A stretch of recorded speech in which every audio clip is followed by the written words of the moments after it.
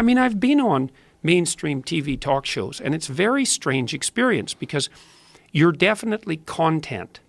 You know, Marshall McLuhan said the medium is the message, right? The medium shapes the dialogue, and it does in a tremendous way, powerful way.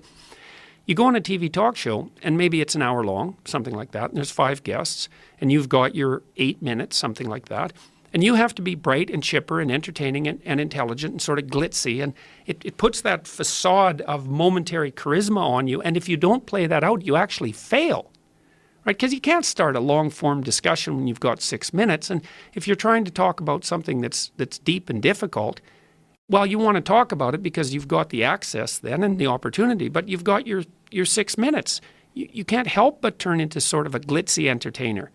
And so it cheapens everything. And then the other thing that I think is happening is that as the mainstream media, television in particular, dies, the quality people are starting to desert, like rats leaving a sinking ship. I guess they're good rats if they're quality people. But and then there's ever more enticement to use clickbait journalism to attract a diminishing portion of the remaining audience. Yeah. You know, it's like one of the things that's happened. So if you look at the 5 major indices of violent crime in the United States, they've declined by 50% in 25 years.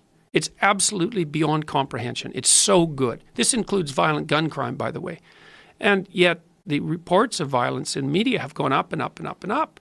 You think, well, what's going on? It's like, well, it's clickbait. It's the equivalent of clickbait. And then to turn everything into a polarized political discussion takes no real intellectual energy.